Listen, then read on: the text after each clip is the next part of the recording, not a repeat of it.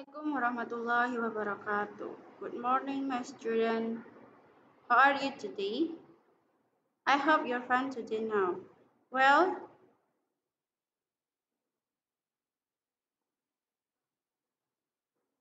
selamat pagi anak-anak. Bagaimana kabarnya? Alhamdulillah, we meet again in English lesson with Ustazah Putri. Alhamdulillah ya anak-anak, kita masih bisa belajar di pagi hari ini dengan saya Ustazah Putri dan Ustazah mau mereview sedikit tentang pembelajaran tentang penilaian tengah semester kemarin ya. Nah, penilaian tengah semester kemarin Ustazah kira cukup memuaskan karena ada beberapa anak yang nilainya sudah bagus untuk yang online dan yang offline. Ustazah juga mengapresiasi usaha kalian ya dalam menjawab, dan ketika remedi semuanya Ustazah juga cukup puas dengan hasil kalian karena hasil remedi itu bisa menggantikan nilai penilaian tengah semester kemarin atau bisa juga nilai PTS ditambah remedial dibagi 2, itu juga bisa. Tinggal nanti mana yang bagus dari 2 hasil tersebut Ustazah akan ambil sebagai nilai penilaian tengah semester yang utuh. Alhamdulillah, jazakumullah khairan masih menyimak video pembelajaran dari Ustazah ini. Next. Nah, descriptive text.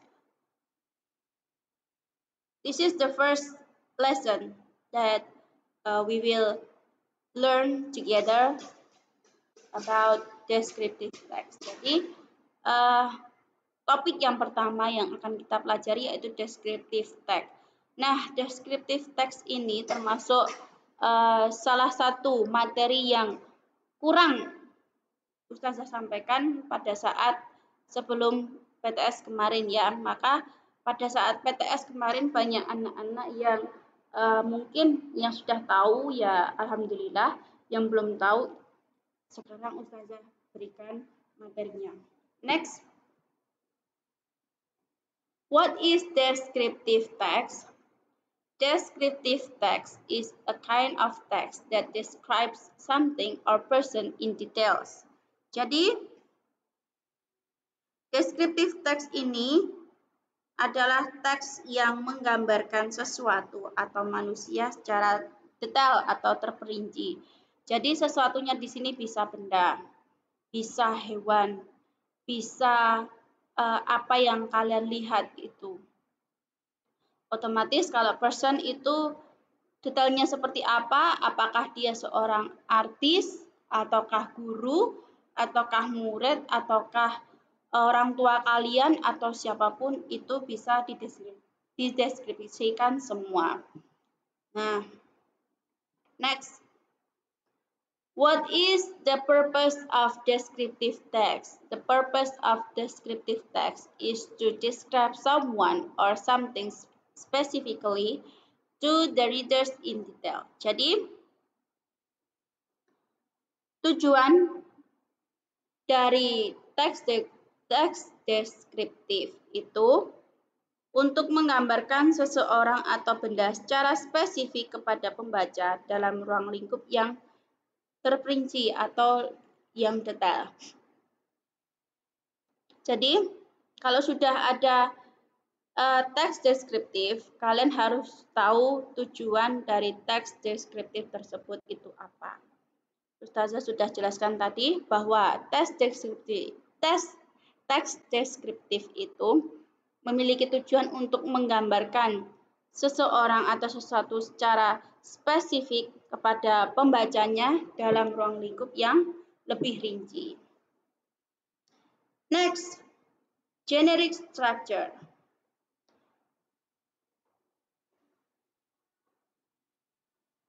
Number 1 of generic structure is identification.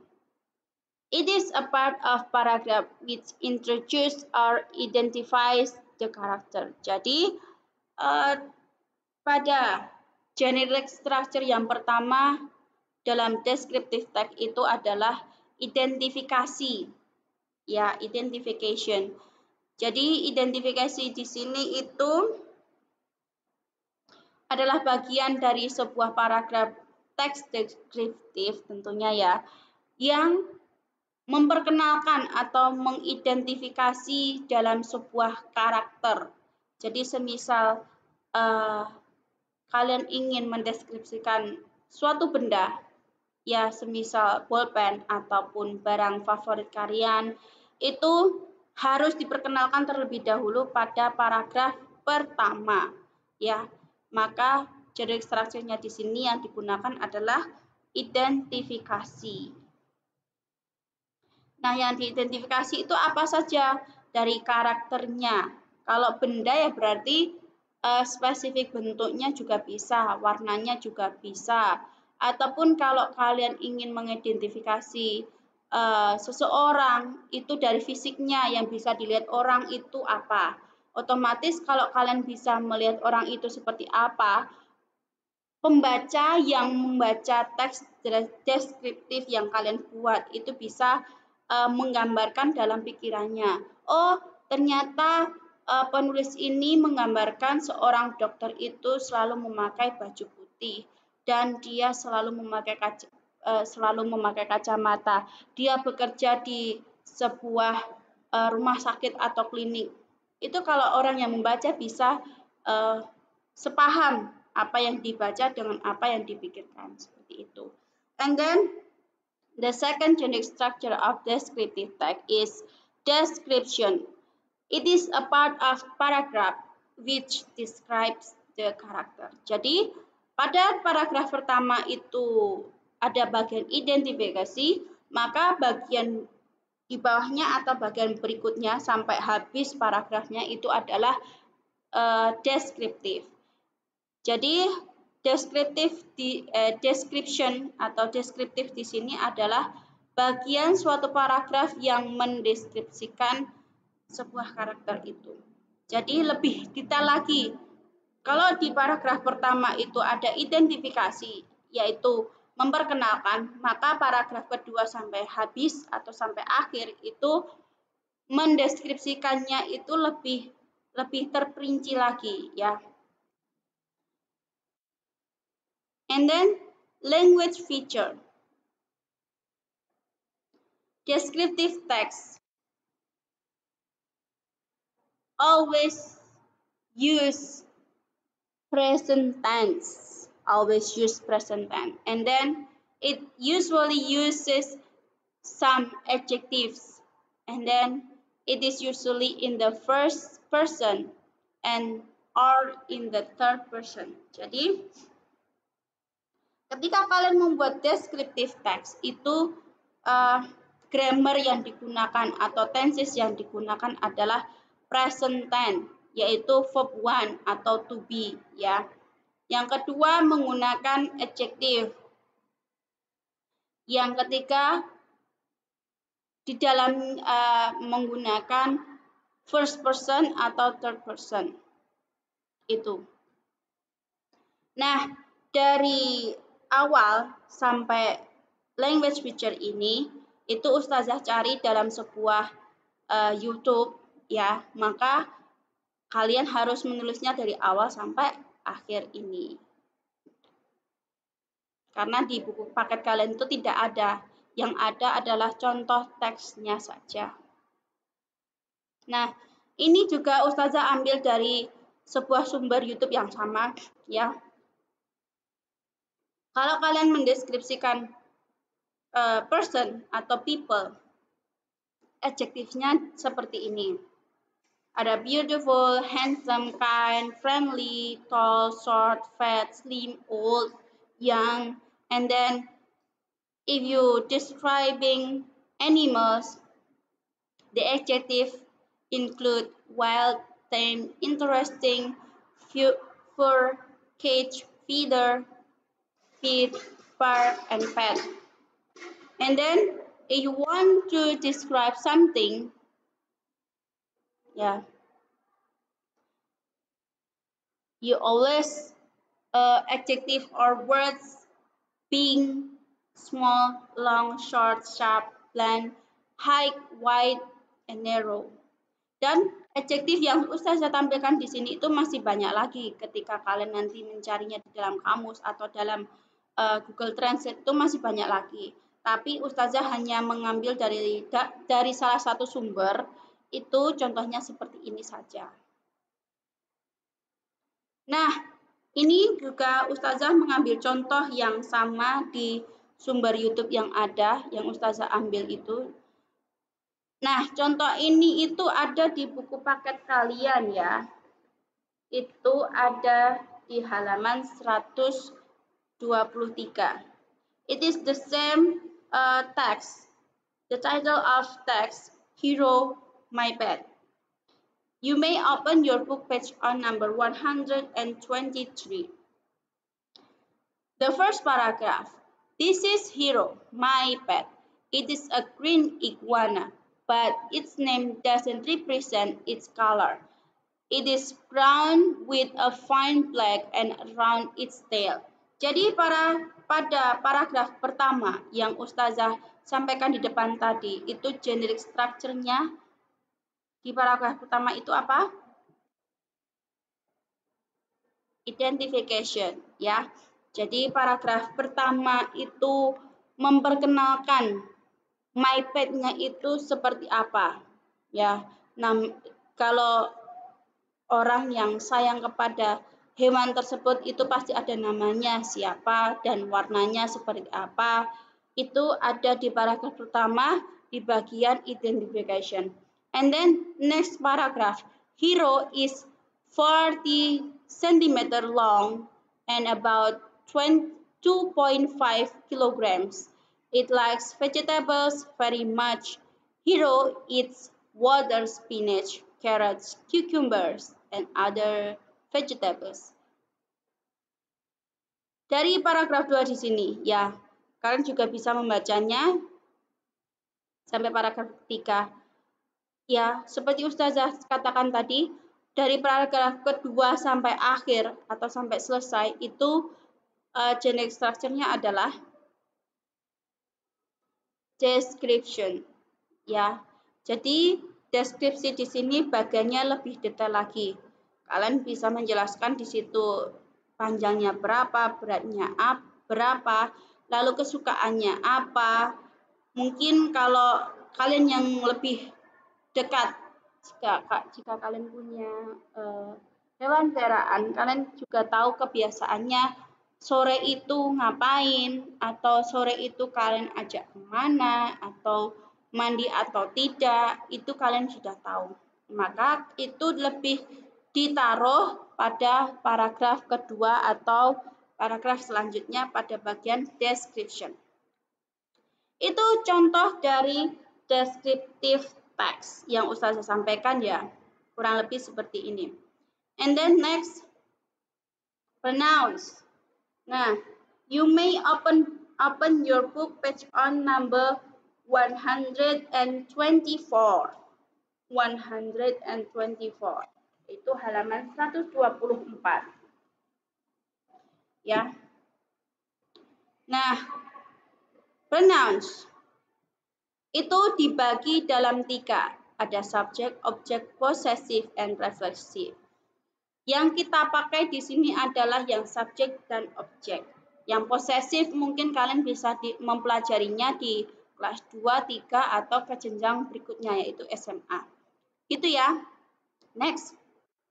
Nah, di sini ini Ustazah ambil ya, ada subjek, objek, and pronoun. Ini Ustazah ambil dari sumber Pinterest ya. Kalau di buku paket kalian itu juga sama. Tapi buku paket kalian hanya subjek dan objek saja. Kita sama yang menggunakan di buku paket ya. Jadi subjek dan objek saja. Pronounnya ini hanya sebuah pengetahuan kalian saja. Pronounnya ketika subjeknya I, objeknya me, maka pronounnya mine dan selanjutnya. Gitu ya. Ustazah punya sedikit kuis buat kalian ya. Kita kerjakan sama-sama, maka kalian nanti akan mengerjakan activity 4 di bawahnya. Ini blank blank blank calls blank blank blank. Karena di sini nomor 1 itu hanya ada verbnya saja, yaitu calls, dan verbnya di sini ada tambahan s, maka subjek yang digunakan untuk subjek he, she, it, ya.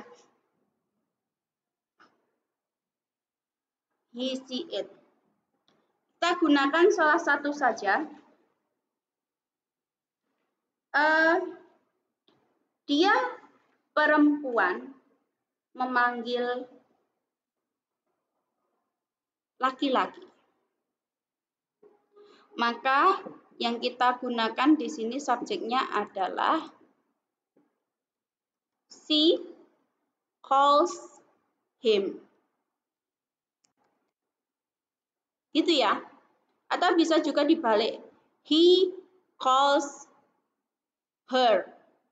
Itu juga boleh. Asalkan calls-nya di sini itu untuk subjek he, she.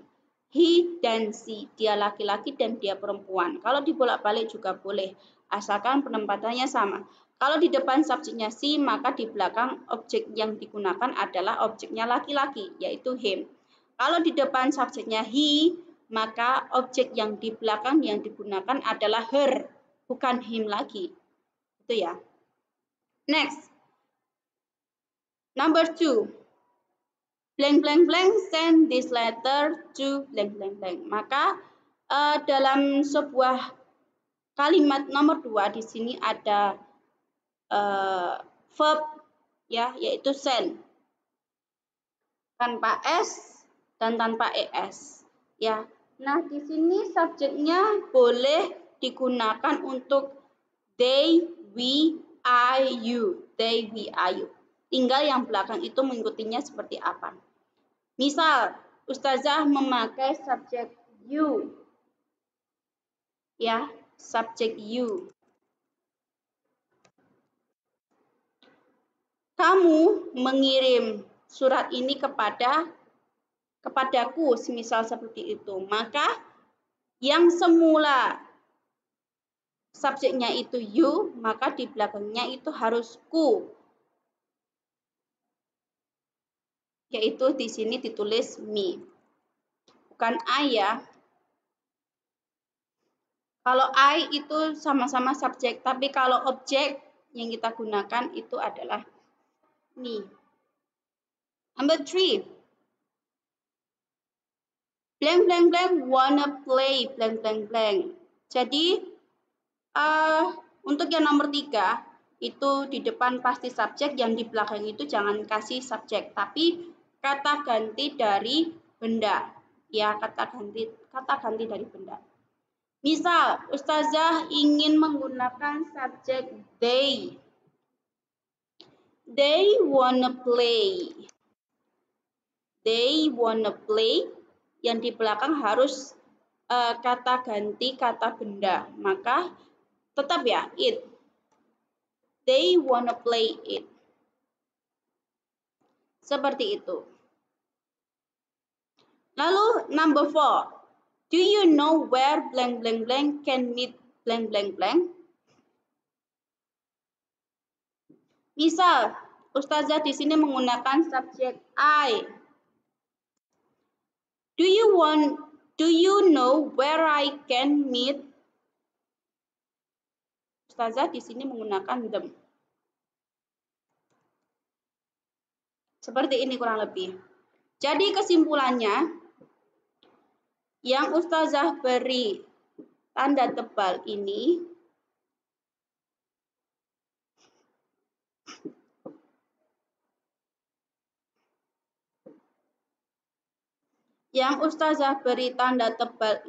adalah pronoun sebagai objek ya. Maka kalian bisa mengidentifikasi. Yang pertama him, yang pertama me, yang pertama him, selanjutnya me, selanjutnya it, dan terakhir them. Itu kalian bisa mengambil kesimpulan bahwa pronouns object itu letaknya di belakang, ya. Pronouns object itu letaknya di belakang. Kalau ada titik-titik di depan, pasti itu subjek, ya. Subjek itu letaknya di depan, sedangkan objek, pronoun objek itu letaknya di belakang. Ya, gitu ya. Dari sini, insya Allah sudah paham ya. Kalau sudah paham, maka kalian bisa mengerjakan latihan di bawahnya, yaitu activity 4. Nah, your task today, Ustazah bagi untuk yang online dan offline, ya. Yang online ini yang mengerjakan daring di rumah. Open your book page on number 124 until 125. Activity 4. Complete the following sentences with the correct pronouns. Jadi, yang mengerjakan di rumah itu mengerjakan semua soal dari 1 sampai nomor 10, ya. Mengerjakan semua soal. Dan yang offline itu untuk siswa-siswi yang berada di pondok, ya, yang berada di pondok atau yang boarding student. Open your book page on 124 until 125. Active 4. Do exercise number 1 until 5 with question plus answer in your textbook. Jadi, seperti biasa yang boarding student itu mengerjakan 5 soal saja beserta soal dan jawabannya di buku tugas kalian masing-masing, gitu ya. Alhamdulillah, jazakumullah khairah. I think enough today. Akhirul kalam, assalamualaikum warahmatullahi wabarakatuh.